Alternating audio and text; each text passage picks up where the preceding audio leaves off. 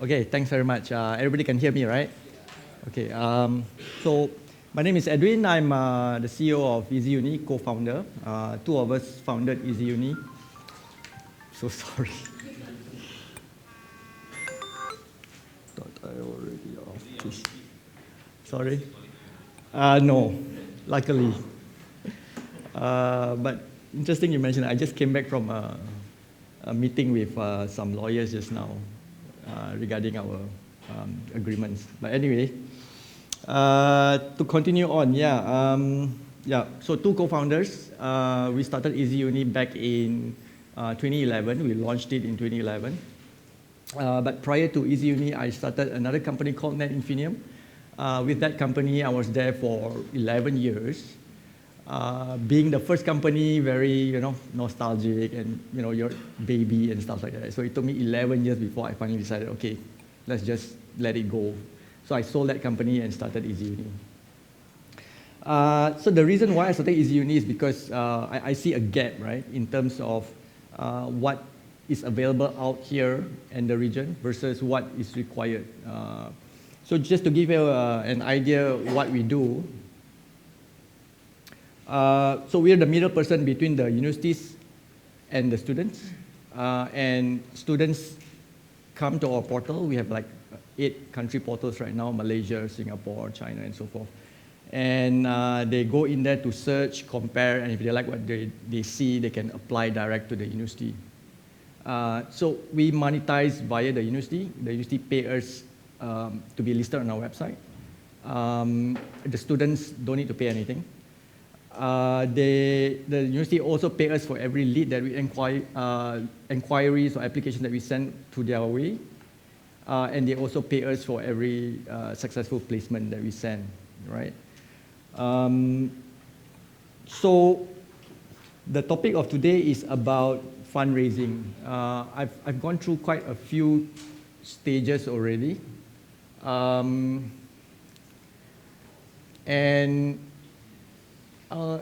I'd just like to share with you some of the mistakes that I've done so that you guys don't do the same. And I've done plenty, many, right, uncountable. And some of it, I'm feeling the effect now. But a point that I need to mention here is that this is my experience. It might not necessarily be yours, right? So take it with a pinch of salt. You might face that problem, and if you do, remember me. But hopefully you don't, okay? So in our case, right, I would say that our trajectory is perfect, and let me explain to you why. So we incorporated the company in 2008, actually, but we only launched it in 2011. And because of my previous experience with NetInfinium, I knew what I need to do to make sure that there is always enough money in the bank so that we can grow, right? Just for your information, in NetInfinium, I took the direct opposite way. In NetInfinium, I went fully organic. I actually got one angel investor. He gave me a very small amount. I'm too ashamed to even tell you. But the experience was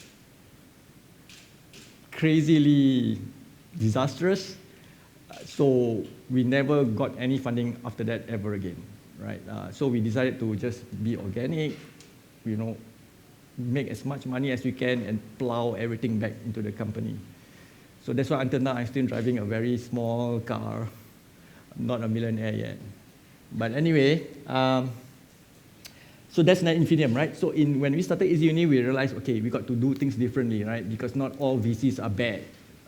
And if you can do it well, you can do it properly, you can actually grow much faster. And true enough, we grew a lot more faster. I would say about 4 or 5 times more than what we went through in NetInfinium, because organic growth is really painful, right? So our trajectory is very nice. First, we got the MDEC pre-seed, 150,000 ringgit. They gave it to us. They like our project. We used that money to do our first MVP, right? Unfortunately, they no longer have this grant. But the next one is still available, CIP 150. So that's called Cradle Grant. I don't know whether you guys have heard. I think most of you would have heard of this. Cradle is one of a top performer in terms of grant givers, right? Because a lot of their companies do well after they get a grant. I guess that's why MOF keep giving them more money. And after that, we immediately targeted the CHIP 500. That's a $500,000 grant. But we know that the $500,000 grant, it's not as easy as the 150, both in terms of the process, but also in terms of the claiming, right? Okay, so these are all on a claimable basis. What it means is that you got to apply, get the grant, and then spend your own money before you claim it back, right? And because some of the claiming process takes a few months, that's where you are going to be hit by cash flow. So what we did was, and we knew that's going to happen, right? So what we did was we got our angel investors in. So angel investors means I would highly recommend that you talk to people that you're friendly with rather than an unknown stranger. Okay, several advantages, of course, right? People friendlier with you, they are more lenient. When you negotiate the valuation, it's also easier.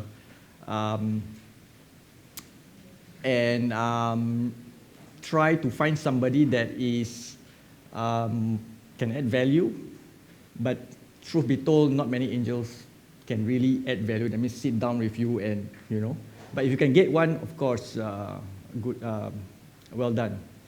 But the best that they can do is, you know, get out of your way, you know, because you really need to grow your company, right? Luckily, on my side, I managed to get 5 angel investors. As of now, in total, that 5, they hold less than 10% of my company.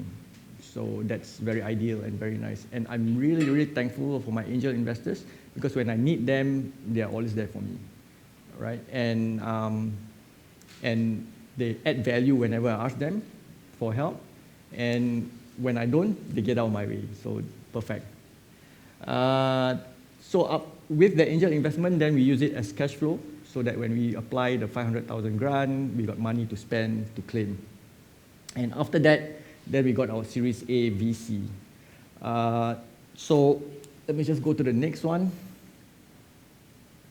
Okay, first question, right? When do you start raising? I would suggest that, you know, don't go raise money because everybody else is raising money. Go raise money because you need to raise money, right? And how do you know whether you need to raise money or not? That's quite a common question that I get. And I think that's one of the weaknesses of entrepreneur, including me. Business plan, right? Able to project with Excel sheet, you know, how much money you need, when do you need it, what's your burn rate, blah, blah, blah. I'll go more into that afterwards. But assuming that you already know you need to raise and you have already considered other options, right? Because VC is not the only option. If you ask me, I would say VC is one of the last few options, actually, because there are many other options that you can get. And the last one, a lot of people never really bothered about this, which is your own profitability. I've known a lot of companies that don't need VC funding at all because they are so cash rich, right? They manage to generate a lot of money. And if you are in that situation, congratulations, because it's never easy to have a VC as your shareholder. So next part I want to mention is that really start early because you want to raise money when you don't need the money rather than when you desperately need the money.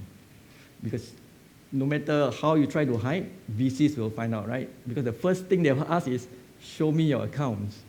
From their accounts, they will definitely know whether you're desperate or not. No way you can hide, right? So if they know that you are desperate, then the ball is in their court. Okay? So a lot of people tell me, you know, especially in the internet industry, go out there, grab market share, don't worry about profitability, don't worry about revenue, blah, blah, blah. My advice is, but this is my advice, right? I might be wrong. Don't listen to them because seriously, you need to have revenue, unless you're Facebook or WhatsApp, right? It's different. But yeah, people, mere mortals like me, we need revenue. And it has helped me so much, right? Let me tell you my story, right? We have been raising Series B close to 2 years. And we're still not successful. Any other company would have folded if they do not have revenue. luckily for us, we have traction, we have revenue. Right? That's why we managed to survive until now. Okay. So timeline. So typically it's be 3 to 6 months. I also get a lot of this type of question, how long will it take and stuff like that, right? So that because you need to project, right, how early you need to raise. So the process is similar, research who you need to talk to. I would suggest you get recommendations. You can cold call, for sure. I myself have cold called before, but I find that those that was recommended to me has a higher chance of being successful, meeting up and stuff like that. Once that's done, you do your pitch, and then you constantly follow up, right? Because seriously, a VC gets 50, 100 meetings per month, if not more. So if you don't follow up with them, they automatically assume, either you don't have what it takes to be an entrepreneur, or you're just plain not excited about them. If you're not excited about me, I won't be excited about you also, right? So yeah, constantly follow up, especially those that you really feel that they can add value. And then the term sheet negotiation. So now term sheet is typically about 4 or 5 pages, sometimes 10, 12 pages. And that's where they will put all the key terms in there, all right? And that's where you're going to start negotiating. Actually, a lot of things I want to tell you about that, but it'll take a long time. But tell us what? Okay. So it depends. Actually, the next few slides also, I will start touching into that, right? But typically, there will be, depending on which VC that you talk to, the advanced VC or the traditional VC, right? There are many types of VC, right? So the traditional VC means when they put in money, they make sure, or rather they try to ensure that as little risk as possible is on their side, right? All risk should be on the entrepreneur side, which is okay, right? Because we're an entrepreneur, so we're supposed to take risks. That's fine. But then a lot of VCs, especially in a more advanced country like Silicon Valley and all that, they have grown and they become more mature and they realize that they are called venture capitalists for a reason, right? The keyword here is venture, right? So they also take some of the risks.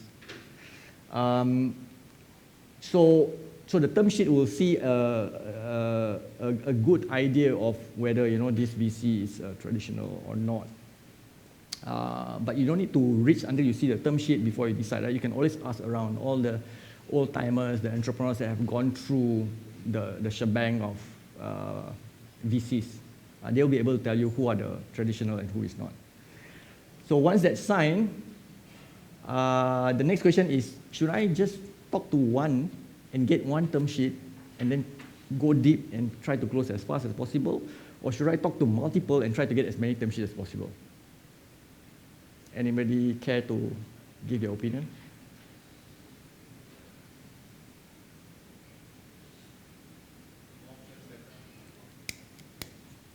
My personal opinion, yeah.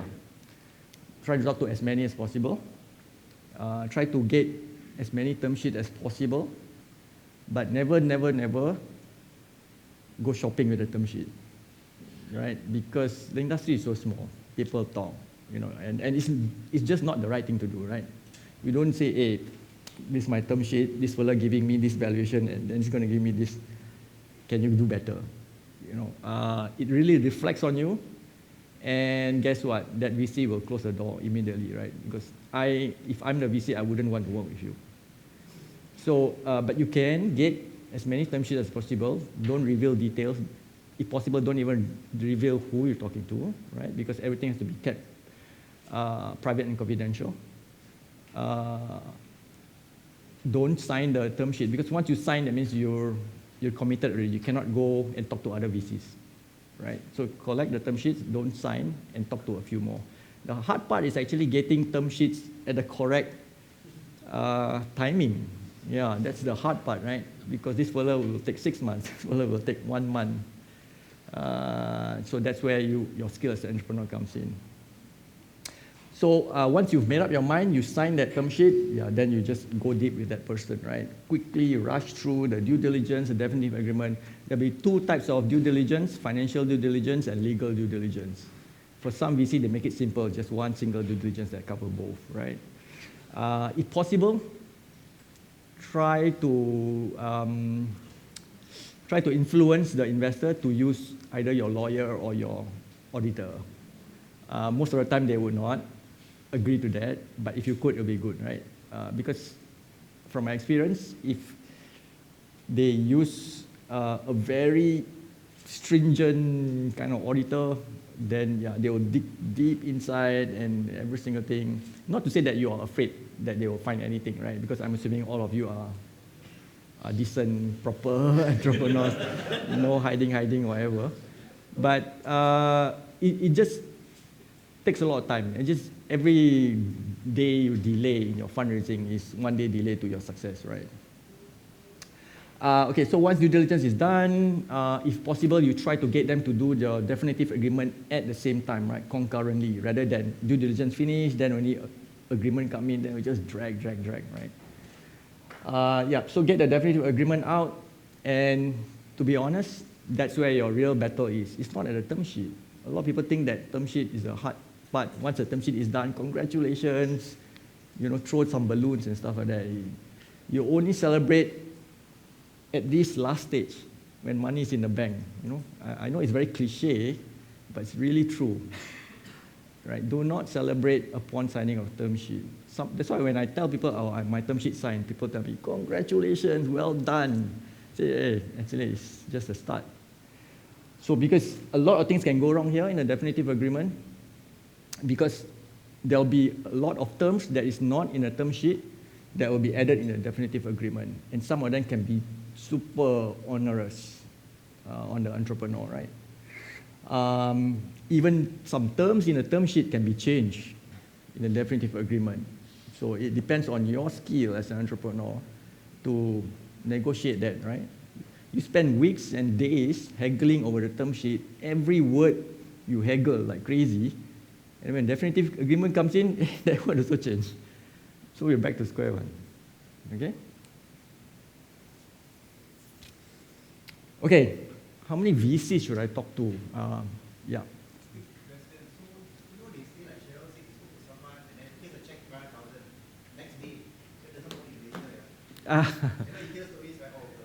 Okay, so unless you're people like Joel Neo, K-Fit or something like that, where the VCs throw the check at them, I don't know, I might be wrong, right? But I got that imagination about that. Then no, yeah, definitely it doesn't happen that way. Yeah. So how many VCs should I talk to? So like I mentioned now, try to talk to as many as possible. Okay, I take that back. Try to talk to as many relevant VCs as possible. Okay, so mistake that I did, right? I went to talk to, I think, 27 VCs. And I did it in 2 weeks. Call, meet. And then I realized that actually some of these VCs are not in my play. So some VCs are like that, right? If you seem nice, people recommend you, even though you're not in the focus group, they just want to listen, to give you a chance. Very nice people. But I think the one that works well is go for VCs that are in your vertical.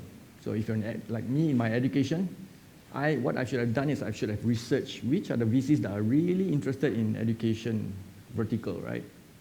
Because not only they'll be really interested to listen to you, but they can add value, right? So I didn't. I went to whichever VC that I think, okay lah, go and check them out. Okay, they got some like investee company that got like synergy, sikit pun boleh masuk, right? Wrong. So yeah, so that's my answer to that. Next one, local or foreign? You all want to vote? Who says local? 1. Who says 2? Who says foreign? Both. Why choose one? Both. Take all, lah. We get purging. Okay, so my answer is, it doesn't matter, right? Local or foreign. Because I get this question also, local or foreign, local or foreign. Foreign more advanced, nicer terms, local no. Actually, not so true. In a way, there are some local VCs that are quite traditional, true, but there are also some local VCs who are quite forward-thinking, you know, so they got very nice term sheets also. I know this for a fact because I also talk to my other fellow entrepreneurs, so we compare. So it's not just the VC that compares notes, the entrepreneur also compare notes. So when we compare notes, there are a few local VCs that are actually quite okay, right? So don't prejudge. So most important is like I say, right, the term sheet, that will give you a very good idea which one is good. So how much to raise? Typical round normally lasts about 12 to 24 months, right? Series A, Series B. So you can do like many entrepreneurs. I'm running out of cash in my bank already, so let's just go and do it. And then when the fella asks how much you need to raise, 2 million, please. Why you need that 2 million? And then you start to bullshit lah. I need the 2 million because right?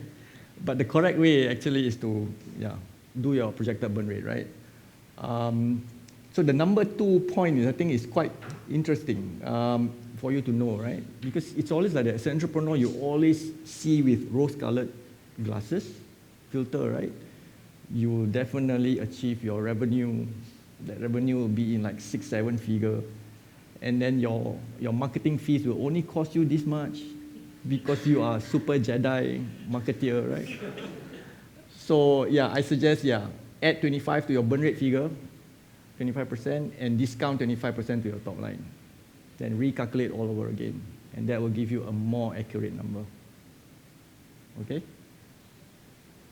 Last one, follow your dilution wish. So there are 2 ways to do this, right?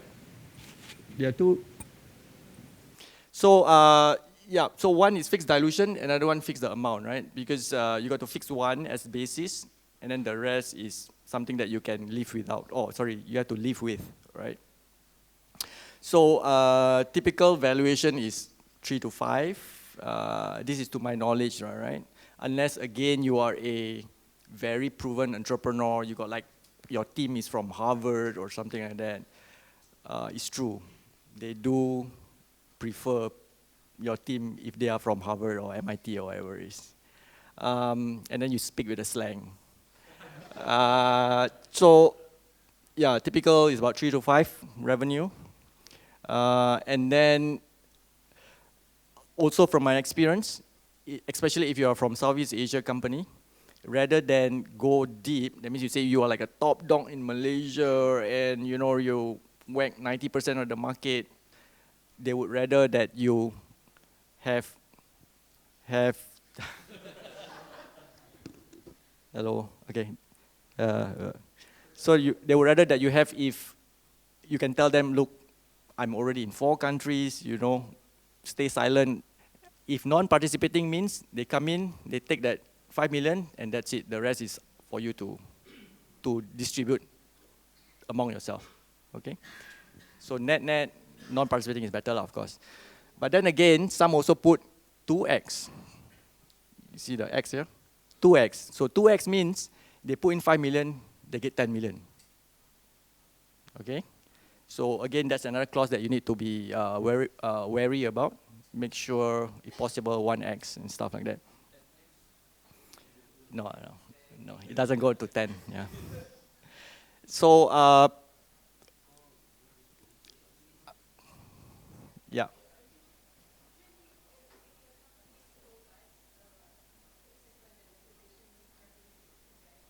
Not only go bust, if you even sell the company. So they'll cover all angles, right? Sell, mergers.